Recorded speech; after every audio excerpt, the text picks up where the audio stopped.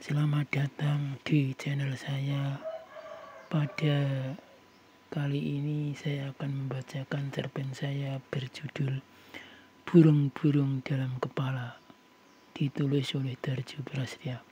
Burung-burung itu bercuit-cuit berterbangan di angkasa, berputar-putar seperti gasing dalam kepalanya. Saya benar-benar melihatnya, kata lelaki itu sambil duduk termenung memandang keluar jendela kamarnya. Bagaimana burung-burung itu betah di dalam kepalamu? Tanyaku pada lelaki setengah baya itu. Setiap kutanya ia hanya diam saja. Dia hanya mau bercerita tentang burung-burung yang ada dalam kepalanya ketika ia sedang santai di tepi sebuah pantai sambil menikmati alunan ombak pantura yang tenang. Entah apa hubungannya antara burung-burung dalam kepalanya dengan ombak laut utara Jawa itu. Mungkin saja dengan memandang pantai yang terkenal sejak dulu kala itu, ia kembali bisa mengingat masa lalunya. Masa saat ia masih kanak-kanak dan bermain dengan teman-temannya di tepi pantai sambil melempar pasir-pasir dan bermain dengan kerang-kerang laut. Apakah burung-burung itu juga bersarang di kepalamu? Tanyaku. Kembali ia terdiam dan sedikit tersenyum. Burung itu sangat indah. Mungkin kau belum pernah melihatnya di dunia ini. Mereka sangat akrab satu dengan yang lainnya, meskipun beda ras. Ada yang berwarna putih dengan garis-garis merah pada bulunya. Ada yang berwarna hijau dengan garis-garis merah putih yang mengelilingi tubuhnya. Suaranya sungguh merdu. Tiba-tiba keluar dari bibir lelaki itu. Aku membayangkan betapa indahnya burung-burung itu dalam kepala lelaki itu. Ia selalu bercerita tentang keindahan burung yang tiada duanya di dunia ini. Apakah burung-burung itu selalu berterbangan atau mereka hanya bersiul-siul di atas pohon yang rindang? Kembali aku bertanya. Mereka kadang terbang rendah, kadang mereka juga bercengkrama di antara sesamanya. Ada yang berwarna putih namun bersahabat akrab dengan yang berwarna hijau. Mereka saling membantu ketika mereka mendapatkan makanan. Bisa kau bayangkan betapa damainya burung-burung dalam kepala ini? Kadang ketika aku tertidur, burung itu juga nampak tenang seperti sedang tidur juga, ceritanya. Pasti burung-burung itu juga berbahagia. Ya, mereka nampak berbahagia. Ada juga burung-burung itu yang bertingkah seperti manusia. Burung-burung itu juga suka membaca. Mereka juga ada yang berlangganan koran dalam dunia burung. Mereka yang rajin membaca biasanya akan menceritakan pada burung-burung lain yang belum bisa membaca. Mereka juga pintar berdiskusi di antara masyarakat burung-burung yang ada di dalam kepala ini, ujarnya dengan penuh meyakinkan. Kau ini mimpi, aku membantah. Ia tetap tenang ketika aku menyanggah pendapatnya tentang burung yang ada di kepalanya. Lalu di mana burung-burung itu membuang kotorannya? Kalau mereka jorok tentu kepalamu akan penuh dengan bau kotoran dong, tanyaku. Kembali ia dengan wajah tetap tenang memandang ke arah laut yang jauh. Mereka sangat memperhatikan kebersihan.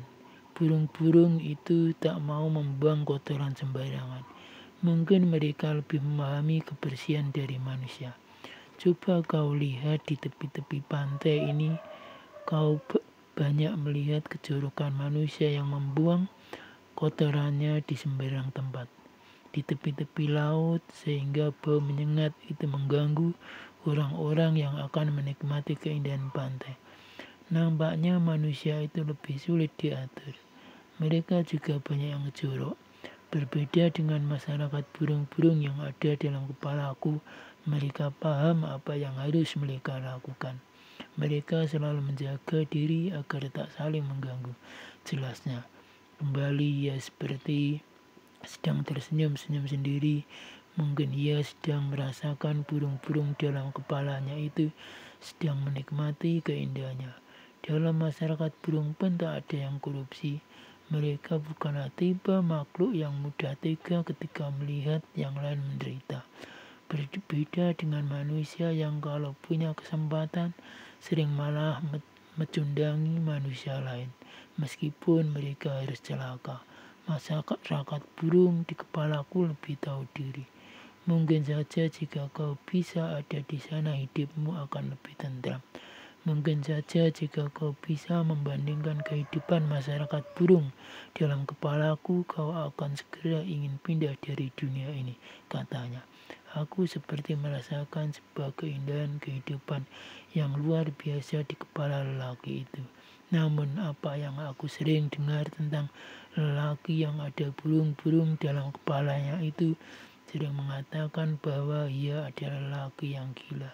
Lelaki idealis yang sering melamunkan impian-impian besarnya, namun sering tak dapat menjadi kenyataan. Mungkin lelaki yang ada burung di kepalanya itu adalah lelaki yang sering berpikir di luar akal sehat manusia. Namun setelah lama aku berkawan dengan lelaki yang suka menyendiri itu, sebetulnya ia bukan lelaki gila yang banyak dikatakan orang. Bahkan ia adalah lelaki yang sangat cerdas, meskipun ia adalah seorang pelamun yang ulung. Berarti kau nanti bisa menuliskan tentang burung-burung yang ada dalam kepalamu itu agar manusia bisa banyak belajar dari sana. Agar manusia bisa lebih bijak dalam menjalani hidupnya. Karena saya sendiri sering tidak betah ketika harus menghadapi manusia sekarang ini yang semakin serakah. Manusia yang suka saling menipu.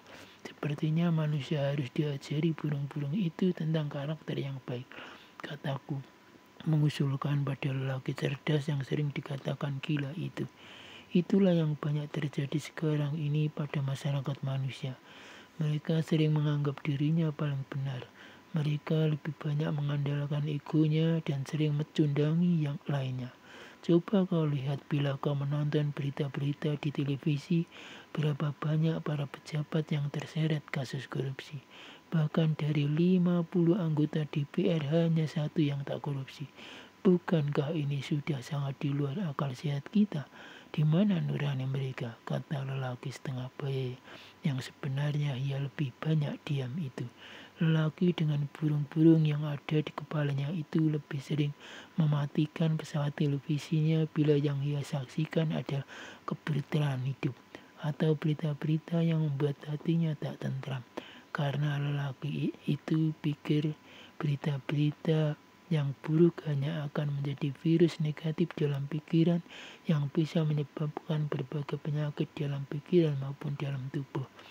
Lelaki itu lebih banyak menikmati masyarakat burung yang ada dalam kepalanya karena di sana ia lebih banyak tahu tentang keindahan dan ketentraman hidup. Aku sebenarnya sudah muak dengan perilaku kebanyakan manusia karena sering kulihat betapa gampangnya mereka saling menerkam. Dan yang lebih mengerikan, mereka berpenampilan alim namun tiba-tiba mereka membunuh.